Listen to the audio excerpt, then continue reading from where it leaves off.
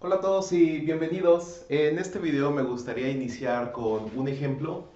En este ejemplo no tenemos una fórmula explícita para nuestra transformación lineal, sin embargo esto no nos impide calcular la transformación lineal de algún vector.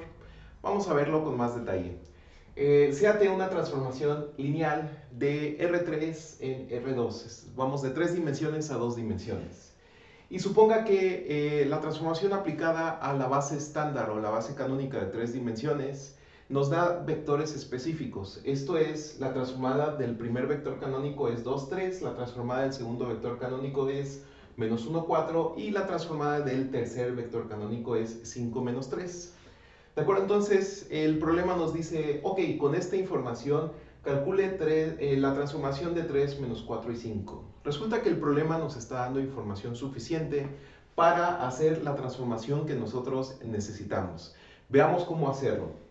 Esto es suficiente ya que este vector, y de hecho cualquier vector en 3 dimensiones, lo podemos expresar como una combinación lineal de estos elementos linealmente independientes, la base canónica. Esto es 3 veces el primer elemento de la base, menos 4 veces el segundo elemento de la base, más 5 veces el tercer elemento de la base.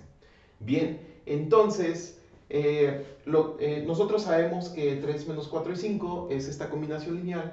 Bueno, entonces lo que procede es aplicar la transformación lineal de ambos lados de la igualdad. Pero aprovechando que esta transformación es lineal, es 3 veces la transformación lineal de este vector, lo cual nosotros sabemos cuánto es, menos 4 veces la transformada de este vector, que también está aquí, y 5 veces la transformada del tercer vector, lo cual está aquí. Con lo cual obtenemos esta igualdad y haciendo las igualdades correspondientes que tenemos en el problema, vamos a obtener que esta transformada de 3 menos 4 y 5 es 3 veces el vector 2, 3 menos 4 veces el vector menos 1, 4 y 5 veces el vector 5 menos 3. Con lo cual obtenemos simplemente al sumarlos 35 y menos 22. Qué interesante, ¿no? A pesar de que nosotros no tenemos una fórmula específica para la transformación, con esta información basta para poder calcular esta transformación. Ahora veamos el siguiente teorema. Sea V un espacio vectorial de dimensión finita con base, y tenemos aquí n vectores linealmente independientes para que sea una base. Y tenemos W un espacio vectorial que contiene los vectores W1, W2 hasta Wn. Bien, entonces existe una transformación lineal única que va desde V hasta W, tal que la transformación de los VI, ¿sí? los VI que nosotros tenemos en nuestra base, es igual a los WI, ¿sí? Para I igual a 1, 2 hasta N, respectivamente. Bien, vamos a demostrarlo. Vamos a ver primero que esta es una transformación lineal, ¿sí? Entonces vamos a definir la transformación lineal tal cual como nos la da en nuestro teorema. Y V, dado que V1, V2 hasta Vn es una base, entonces van a existir de manera única alfa 1, alfa 2 hasta alfa n vectores tal que su suma multiplicados por estos alfa es igual a V. La simple naturaleza de la base. Bien, entonces, si nosotros aplicamos la transformación lineal de ambos lados de esta igualdad, vamos a tener que esto simplemente nos da la transformación lineal de cada una de las coordenadas, y esto es W1, W2 hasta Wn. ¿De acuerdo? Entonces, TV es una combinación lineal de los W. Entonces, podemos concluir que TdV pertenece al espacio de W. Bien, ahora vamos a ver si esa transformación es lineal. Si nosotros tenemos otro vector U, el cual lo definimos como beta 1 V1, beta 2 V2, hasta beta n Vn. ¿De acuerdo? Entonces, esta es una combinación lineal diferente de estos vectores, ¿no? Entonces, y simplemente define al vector U, que también pertenece al espacio V. Entonces, nosotros hacemos la transformación lineal de la suma de los dos vectores, con lo cual obtenemos alfa 1 más beta 1 por V1, ¿sí? Alfa 2 más beta 2 por V2, y así sucesivamente hasta alfa n más beta n por Vn. Bien, entonces nosotros ya sabemos que al aplicar la transformación lineal a V1, V2, Vn obtenemos W1, W2 y Wn. Al alfa 1 y al alfa n, beta n, no les pasa absolutamente nada porque son coeficientes escalares, ¿sí? Entonces lo que vamos a obtener es la siguiente combinación lineal, que esto es alfa 1 más beta 1 por W1 más alfa 2 por beta 2 por W2 y así sucesivamente hasta alfa n por beta n Wn. Nosotros podemos manipular algebraicamente la suma de tal manera que haciendo algunas multiplicaciones y reordenando los términos tranquilamente y sin dificultades obtenemos alfa 1 W1 más alfa 2 W2 más alfa n Wn en el primer renglón. ¿Sí? Noten que esto es como nosotros lo definimos, esta es la transformación de V. ¿Sí? Recordemos que la transformación de V es alfa 1, alfa 2 hasta alfa n, que tenemos exactamente aquí en el primer renglón. Bien, entonces en el segundo renglón, beta 1 W1 más beta 2 W2 más beta n Wn es la transformación de nuestro vector U. ¿Sí? Entonces tenemos que esta es una transformación lineal de U, la transformación lineal aplicada a U más la transformación lineal aplicada a V, la cual es igual a la transformación de la suma de los vectores. Por lo tanto, tenemos que cumple la primera de las dos propiedades de una transformación lineal. Si nosotros lo queremos demostrar para un coeficiente, digamos, gamma, un escalar, el procedimiento es exactamente el mismo. Ahora solo falta comprobar que la transformación es única, ¿sí? Pero comprobar la transformación, que la transformación es única, dada esta identidad, es muy sencillo. Es exactamente lo que hicimos en el teorema del video pasado, ¿sí? Entonces, este teorema nos garantiza que la transformación es única.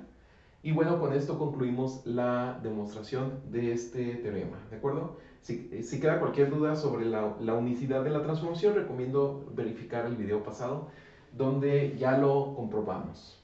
Bien, ahora el siguiente ejercicio nos pide lo siguiente, y es un ejercicio muy sencillo, pero muy importante. Construye una transformación lineal de R2 en el plano X, Y, Z, donde nosotros ya conocemos bien este plano lo hemos usado en otros ejemplos, y la razón para usar este plano es que ya tenemos información de este plano. Entonces, ¿cómo haríamos una transformación lineal que nos lleva el plano estándar, el plano R2, a este plano que nosotros tenemos aquí?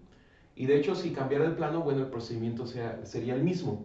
La respuesta es, ya sabemos que la base para este plano, y la hemos calculado en varios videos anteriores, es simplemente, está dada por los vectores linealmente independientes 1, 2, 0 y 0, 3, 1, los cuales vamos a llamar W1 y W2. Bien, dado que estos vectores forman una base, nosotros vamos a usar la base estándar de R2, la base canónica, dada por V1 igual a 1, 0 y V2, 0, 1. Bien, ya tenemos esta base de R2. Entonces, la transformación de R2 en nuestro plano W es muy sencilla. Va a ser la transformada del primer vector canónico 1, 0 es igual a 1, 2, 0, que es el primer elemento de la base de nuestro plano, y la transformación lineal de 0, 1 del segundo vector canónico que nosotros tenemos aquí, la igualamos a 0, 3, 1.